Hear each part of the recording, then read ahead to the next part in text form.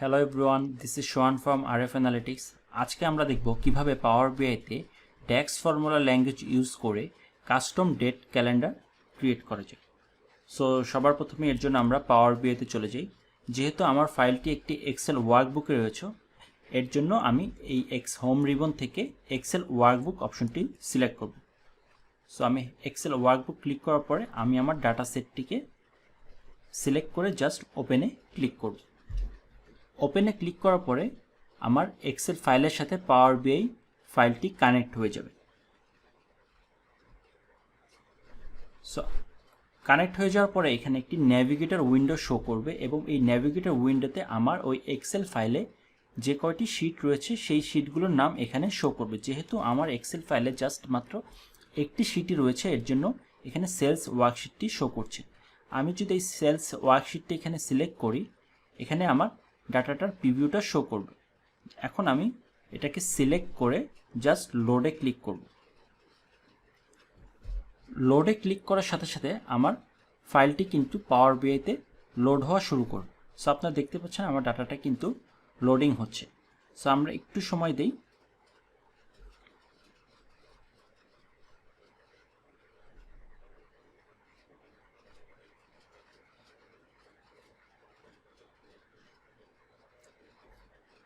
ওকে, আমার ডাটাটি কিন্তু এখন পাওয়ার বিআইতে লোড হয়ে গিয়েছে।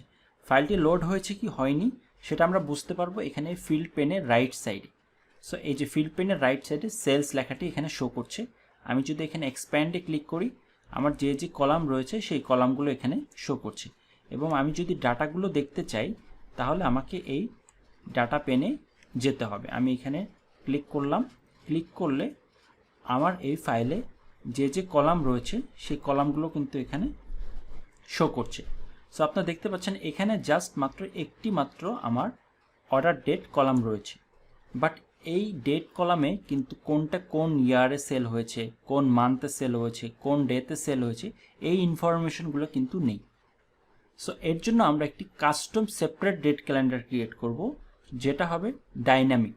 যখনই আমার সেলস ডাটাগুলো আপডেট হতে থাকবে, আমার কাস্টম ডেট ক্যালেন্ডারও অটোমেটিকলি আপডেট হতে থাকবে। সো এটার জন্য আমরা নিউ একটি টেবিল ক্রিয়েট করব। সো সেটার জন্য জাস্ট আমরা এই টেবিল টুলস অপশন থেকে নিউ টেবিল এই অপশনটি ক্লিক করব। ওকে, নিউ টেবিল অপশনটি ক্লিক করার পরে দেখবেন যে এখানে ডায়লগ বক্সটি শো করছে। সো এই এখানে ইকুয়াল টু সাইনের লেফট সাইডটা হবে হচ্ছে আমার টেবিলের নেমটা এবং রাইট সাইডে আমরা ফর্মুলা লেখা শুরু করব। সো আমি আমার টেবিলের নেম দিই ডেট ক্যালেন্ডার। সো আপনারা যে কোনো কিছু নাম দিতে পারেন আপনার পছন্দ মতো। দেওয়ার পরে আমি ইকুয়াল টু দিব।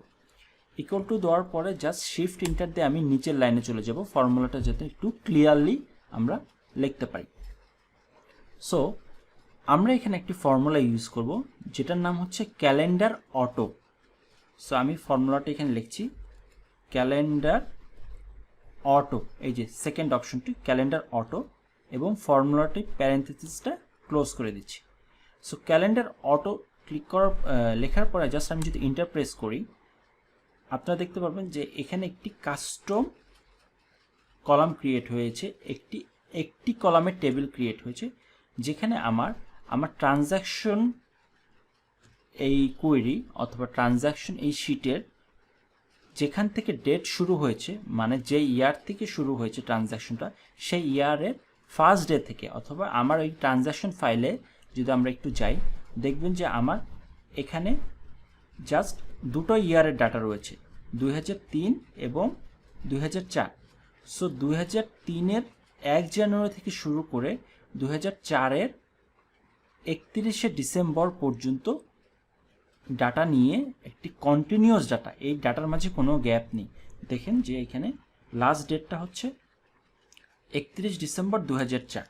সো দুটো ইয়ার সম্পূর্ণ ডাটা এই ক্যালেন্ডার অটো ফর্মুলার সাহায্যে অটোমেটিক জেনারেট হয়ে গিয়েছে। যখনই আমার সেলস ডাটা এখানে আপডেট হবে, ধরেন 2004 সালের পরে 5 সালের কোনো ডাটা আসবে, দেন অটোমেটিকলি এই ডেট ক্যালেন্ডার কি করবে, 2005 সালের জন্য নতুন রো অ্যাড করবে। সো আমার নতুন করে আপডেট করতে হবে না। সো এটাই হচ্ছে ডাইনামিক ডেট ক্যালেন্ডারের সুবিধা। যদি আপনি ম্যানুয়ালি ডেট ক্যালেন্ডারটা ক্রিয়েট করতেন কোনো এক্সেল ফাইলে, দেন আপনাকে ওই ফাইলে নতুন করে 2005 সালের ডাটা আপনাকে জেনারেট করতে হতো। বাট ক্যালেন্ডার অটো করার কারণে আমাকে কিন্তু সেটা করতে হচ্ছে না, অটোমেটিকলি আমার ডেট ক্যালেন্ডারটা আপডেট হতে থাকবে। ওকে, সো আমরা এই ক্যালেন্ডার অটোটা তো বুঝলাম, বাট এখন এই ডেট ক্যালেন্ডারটা কিন্তু খুব একটা ফ্রুটফুল না। কি বলতে, ধরেন আমরা কিন্তু যখন আমরা বিজনেস ডাটা ট্রানজ্যাকশনগুলো অ্যানালাইজ করতে যাব, দেন আমরা কিন্তু জাস্ট ডেট ওয়াইজ অ্যানালাইজ করবো না, আমরা ইয়ার ওয়াইজ অ্যানালাইজ করবো। সো এখানে আমার একটা ইয়ার কলাম থাকা উচিত, এখানে আমার একটি মান্থ কলাম থাকা উচিত, সো দ্যাট আমরা মান্থ ওয়াইজ অ্যানালাইজ করতে পারি।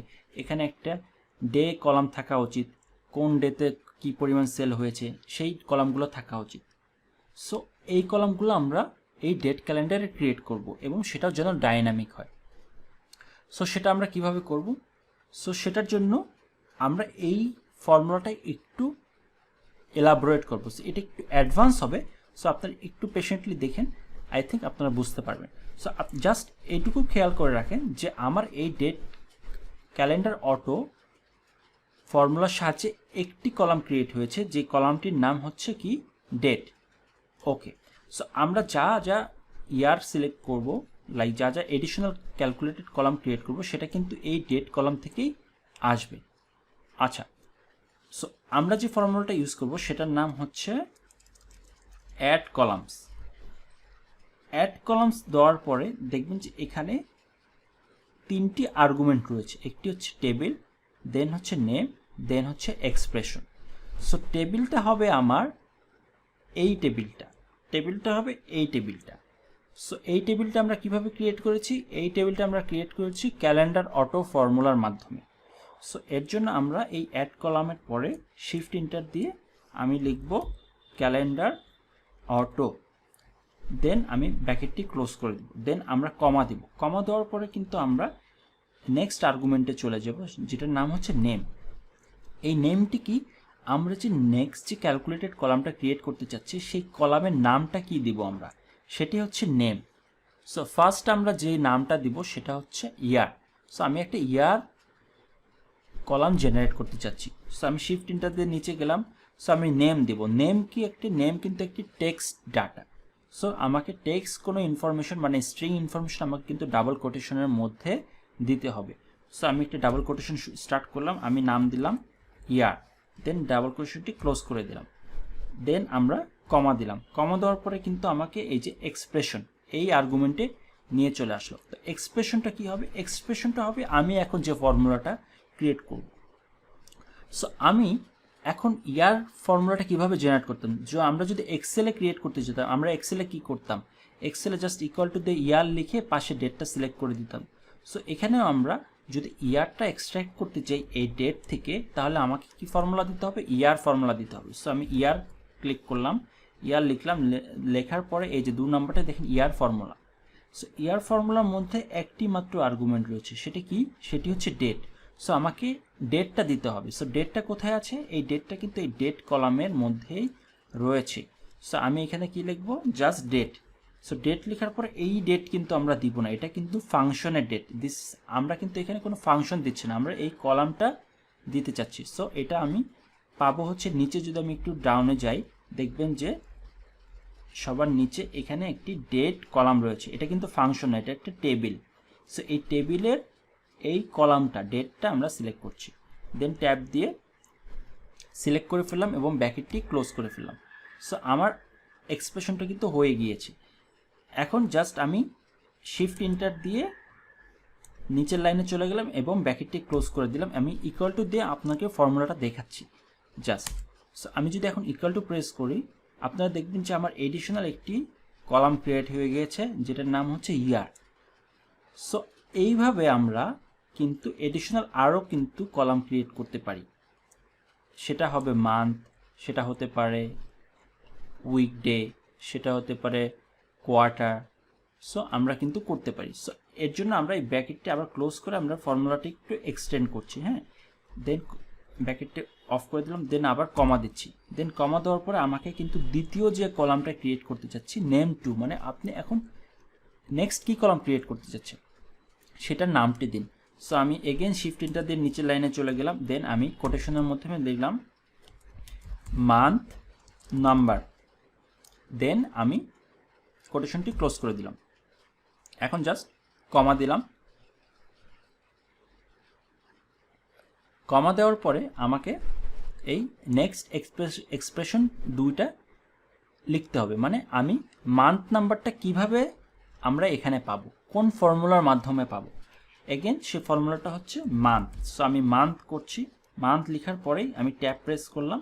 এখানেও আমাকে জাস্ট মান্থ ফর্মুলার মাঝে জাস্ট একটি ডেট আর্গুমেন্ট দিতে হবে। ডেটটা কোথায় আছে, এই ডেট কলামের মধ্যে রয়েছে। সো আমি এখানে ডেট লিখে আমি নিচে চলে যাই, এই যে নিচে দেখবেন যে এখানে ডেট একটি টেবিল রয়েছে। জাস্ট আমি এখন ব্র্যাকেটটি ক্লোজ করে দিলাম। সেম ওয়েতে আমি কমা দিয়ে এখন আমি তৃতীয় যে নামটা দিতে চাচ্ছি, লাইক আর একটা কলাম ক্রিয়েট করতে চাচ্ছি, শিফট এন্টার দিয়ে নিচে চলে গেলাম। এটার নাম দিয়ে হচ্ছে মান্থ নেম, দেন কোটেশনটি ক্লোজ করে দিচ্ছি, দেন কমা দিয়ে এখন আমি এক্সপ্রেশনটি লিখব। এক্সপ্রেশনটি হবে এটি ডিফারেন্ট হবে। এই এক্সপ্রেশনটির মধ্যে আমরা যে ফর্মুলাটা দিব সেটার নাম হচ্ছে ফরম্যাট। সো ফরম্যাট দেওয়ার পরে আমাকে এখানে জেনারেট করতে হবে আমি কোন জিনিসটাকে ফরম্যাট করতে চাচ্ছি, মানে কোন ভ্যালুটাকে ফরম্যাট করতে চাচ্ছি। সো আমি এই ডেট কলামটাকে ফরম্যাট করতে চাচ্ছি। সো ডেট কলামের প্রত্যেকটি ডেকে আমি ফরম্যাটে আনতে চাচ্ছি। সো আমি জাস্ট এখানে ডেটটা সিলেক্ট করব, এগেইন ডেট সিলেক্ট করার পরে কমা দিয়ে এখন আমি ফরম্যাটটা দেব। সো ফরম্যাটটা হবে কি, আমি মান্থ নেমটা দেখতে চাচ্ছি। সো মান্থ নেমটা কি, মান্থ নেমটার জন্য আমরা ফরম্যাটের মধ্যে ডাবল কোটেশনের মধ্যে 4টা এম দিলে ফুল মান্থের নেমটা চলে আসবে। M for months. যে আমি কোটেশন ক্লোজ করে দিলাম এবং ব্র্যাকেটটি ক্লোজ করে দিলাম।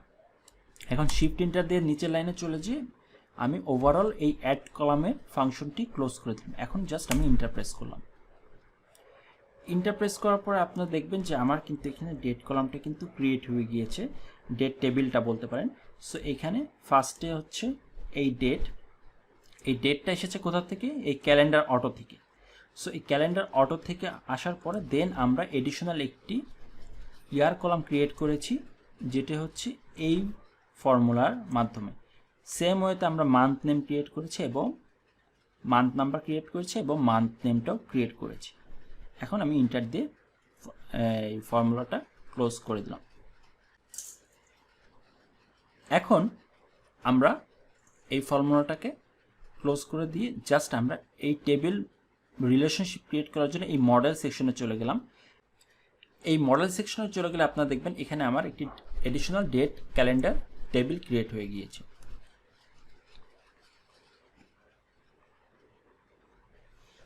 এখন জাস্ট আমি এই ডেট ক্যালেন্ডারে ডেট কলামের সাথে আমার সেলস টেবিলের অর্ডার ডেটের একটি রিলেশনশিপ ক্রিয়েট করব। জাস্ট এখান থেকে ড্র্যাগ অ্যান্ড ড্রপ করে রিলেশনশিপটা আমরা ক্রিয়েট করলাম। এখানে 1 to many একটা রিলেশনশিপ ক্রিয়েট হয়ে গেল।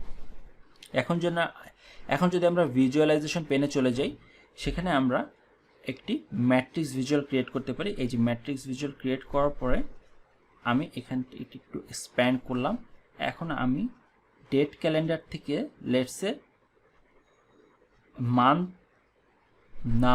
নেমটা আমি রোতে নিয়ে আসলাম এবং সেলস টেবিল থেকে আমি অর্ডার কোয়ান্টিটিটা ভ্যালুতে নিয়ে আসলাম।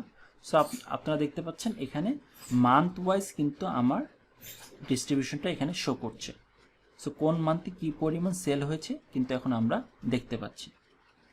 আচ্ছা, এখন এটা আলফাবেটিকলি কিন্তু মান্থ নেমগুলো কিন্তু রয়েছে। যেহেতু আলফাবেটিকলি সবার প্রথমে আসে, এর জন্য এপ্রিলটা আগে এসেছে। বাট আমরা কিন্তু ডিফারেন্ট সর্টিং করতে চাচ্ছি। আমরা চাচ্ছি জানুয়ারি যেন ফার্স্টে আসে, দেন ফেব্রুয়ারি, দেন মার্চ। সো এটা ঠিক করার জন্য এগেইন আমাকে এখানে যেতে হবে ডাটা শিটে, দেন ডেট ক্যালেন্ডার টেবিলে যাওয়ার পরে আমি এই মান্থ নেম কলামটা সিলেক্ট করব। সিলেক্ট করার পরে এই সর্ট বাই কলাম থেকে এখানে সিলেক্ট করে মান্থ নাম্বারটা এখানে সিলেক্ট করব। মান্থ নাম্বারটা সিলেক্ট করার পরে অটোমেটিকলি এখন যে আমরা যাই দেখবেন যে এটা আপডেট হয়। আমার কিন্তু বাই মান্থ কী পরিমাণ সেল হয়েছে এখান থেকে আমরা দেখতে পাচ্ছি। এটাকে একটু ফোকাস মোডে নিয়ে যাই, সো আমরা একটু বড় আকারে দেখতে পারবো। সো কোন মান্থে কি পরিমাণ সেল হয়েছে কিন্তু এখন আমরা দেখতে পাচ্ছি। সো যখনই এই অটো ডেট ক্যালেন্ডারে কি সুবিধা হচ্ছে, যখনই আমার ট্রানজ্যাকশন ডাটা মানে এখানে নতুন একটি মান্থ অ্যাড হবে অথবা নতুন ইয়ার অ্যাড হবে, আমরা কিন্তু সেই রেজাল্ট আমরা কিন্তু এখানে দেখতে পারব। এই ডেট ক্যালেন্ডারে অটোমেটিকলি সেই ইয়ারগুলো কিন্তু চলে আসবে। সো আমরা কিন্তু ইয়ার ওয়াইজও কিন্তু আমরা দেখতে পারি। লেটস সে আমার এই সেলস টেবিলে 2005 সালে নতুন একটি সেল হয়েছে। সো আমার অবশ্যই 2005 সালে এখানে তাহলে অর্ডার থাকবে। সো সেটা অটোমেটিকলি আপডেট হয়ে যাবে, আমার নতুন করে ডেট ক্যালেন্ডার ক্রিয়েট করতে হবে না। সো এটাই হচ্ছে ডাইনামিক ডেট ক্যালেন্ডার। সো ড্যাক্স ফর্মুলার মাধ্যমে এভাবে আমরা খুবই সহজে ডাইনামিক একটি ডেট ক্যালেন্ডার ক্রিয়েট করতে পারি এবং তাদের মাঝে একটি রিলেশনশিপ ক্রিয়েট করতে পারি। সো ধন্যবাদ ভিডিওটি দেখার জন্য। যদি ভিডিওটি ভালো লেগে থাকে please like, share and subscribe.